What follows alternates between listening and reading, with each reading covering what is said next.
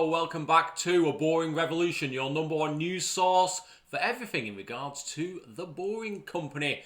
Back to you with a new episode after our break for the new year and Christmas. Hope you all had a good one. After New Year we had the Consumer Electronics Show. This led to some controversy. A lot of people are very upset about the Las Vegas Loop because it's been moving massive amounts of people and they think it's dangerous. Goodness gracious me. Well, we have this kind of clickbait title by The Independent. Elon Musk's Las Vegas Loop called a death trap. Wow. It's not really worth reading. It's not really worth paying the money to read it, to be honest with you. But there have been a lot of people, especially on Twitter, saying that this system is dangerous. And this surrounds a video that was posted by a conference goer. And basically their car had to wait for 18 seconds to enter Station 2. And during those 18 seconds, the vehicle was travelling at 3 miles per hour. Goodness gracious me. It's just absolute total gridlock. Total standstill. And very dangerous. Everyone could die. Thousands could die in there. And it's just so obvious. Well, in fact, guys, it's complete bullshit. Yeah? We all know this. It's all the same old talking points. All these people, all these train spotters, all these Marxists, all these anti-Elon people, they just don't like it when something works. And they will just nitpick the tiniest of tiny things. If you think an 18-second queue at 3 miles per hour is a problem, there is something wrong with your brain. No offence. Really, no offence. So, we have this stupid article. There's been lots and lots of... Also, Thunderfoot has done a video as well, which I've not even bothered watching, to be frank with you. A few other people have posted things on Twitter as well, which just is complete nonsense. But there's one video in particular that I watched. I actually found it quite funny until the end. And it's this video by Adam something or Adam Federalist, whatever you want to call him. He fixed traffic. Now, I actually found the video quite funny. Certainly sort of the middle part of it. Unfortunately, he then ruins the video by showing a Tesla basically setting on fire in a car park in China. This happened over 4 years ago. And then he's trying to insinuate that there is a potential fire risk, it's a death trap, this kind of thing. Now, I've got no problem against this particular person. However, they have been posting a lot of videos about the Boring Company. So ultimately, it's on my radar. I might need to do a response at some point if I can make the time. But while we're here talking about the Boring Company today, why don't we just have a look at his channel and just get an idea of why this person is basically clueless about most things. Now, I'm not gonna say they're clueless about everything because I have watched a few of his videos. Some of them are very interesting. I agree with some points, certainly. I'll also say this person is some kind of super YouTube genius because they have the formula for getting subscribers. At one point, I remember looking at this channel. This must have been middle of last year, and it had about 80,000 subscribers. So whatever he's doing is working. He seems to do very, very short videos. Very, very kind of dials it down so that, you know, the simpletons can understand things, but, you know, misses out the important details. Very basic setup. There's no kind of cool CGI in there. It's just basically pictures. So yeah, whatever he's doing is working well. Congratulations to him. Unfortunately, a good 80 to 85% of his videos are complete, utter shite in terms of the conclusions that they come to. But hey, you know what?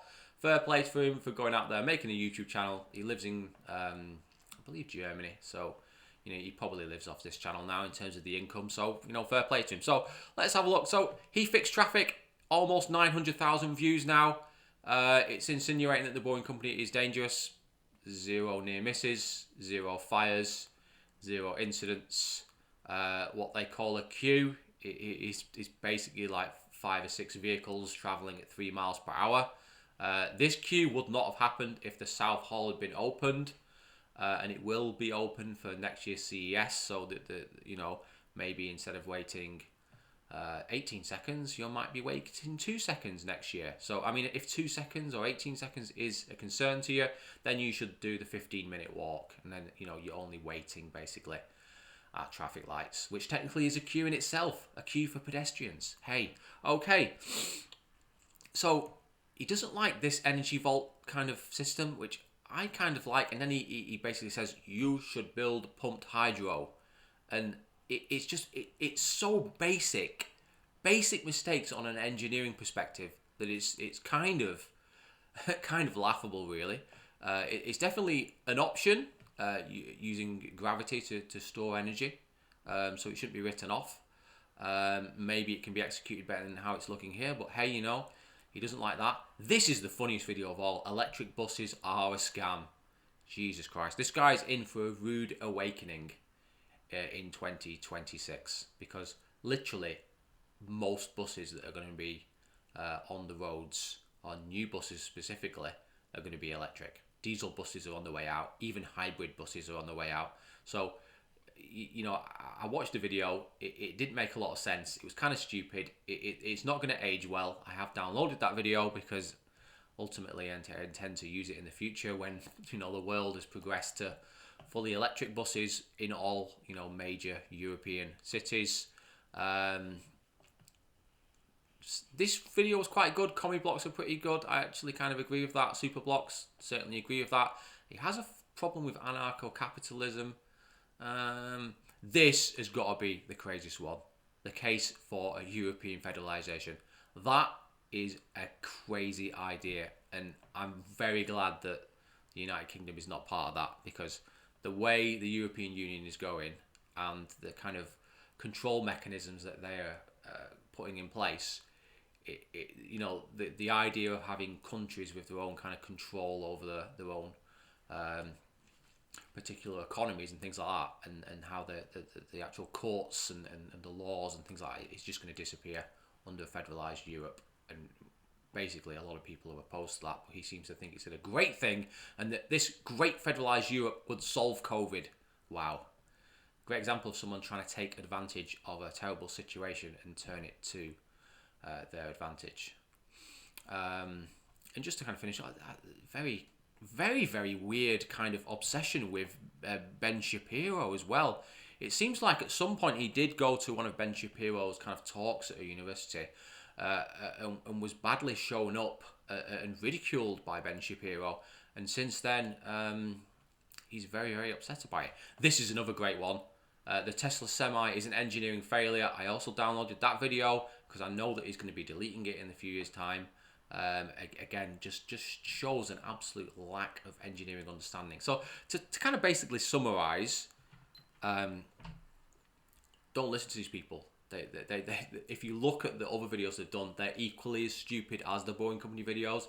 He has done about 4 or 5 videos on the Boring Company. He doesn't like the Boring Company. He probably doesn't like Elon Musk, although he's not. I don't think he's really said that in any of his other videos. But hey, that's the conclusion that I'm coming to. Maybe you can correct me if he's wrong. But hey, if you delve into the details about these people, the reason they hate the Boring Company is because basically they're train spotters, they're train nuts.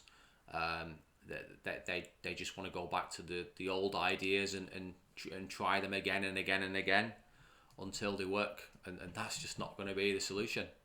But hey, I hope you enjoyed the stream. Don't worry about the people fudding the Boring Company. Like I say, they're nitpicking, and eventually they will go away. And this channel's not going away. The Boring Company's not going away.